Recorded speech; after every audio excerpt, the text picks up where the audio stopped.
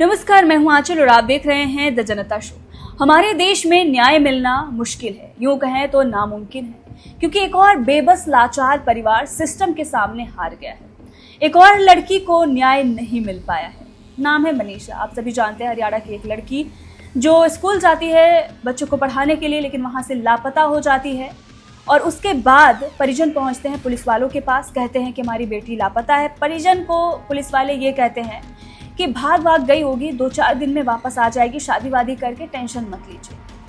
परिजन परेशान रहते हैं। उसके बाद 2-3 दिन बाद ही उसका शव मिलता है, जहां पर शव देखकर ये पता चलता है दुष्कर्म किया गया है। उसकी आशंका होती है, फेस पर तेजाब फेंका गया है, बॉडी पार्ट्स गायब हैं, ये सारी चीज़ें दिखाई देती हैं। लेकिन पोस्टमार्टम रिपोर्ट में इतनी सारी चीज़ें सामने नहीं आती है। लेकिन हाँ, पहली पोस्टमार्टम रिपोर्ट जो है उसमें काफ़ी कुछ चीज़ें आती हैं जिसको लेकर हंगामा खड़ा हो जाता है।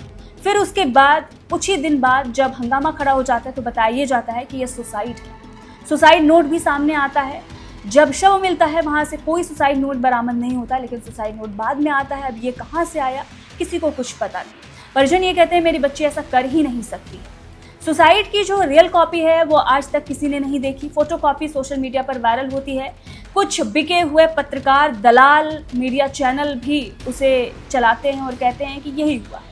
क्यों? क्योंकि पुलिस ऐसा कह रही है। पुलिस तो वही कहेगी ना जो उसको ऑर्डर मिलेंगे, और जहां पर सरकार नाकाम हो जाती है वहां पर वो ऐसा ही करती है। मनीषा मामले में जब देखते हैं कि सरकार घिर गई है, तो वहीं पर एक और दूसरा मामला हरियाणा से सामने आता है कि एक यूट्यूबर के घर पर गोलीबारी करवा दी जाती है। पूरा मीडिया, मेन स्ट्रीम मीडिया उस मुद्दे पर लग जाता है और इसकी कहीं कोई खबर ही नहीं।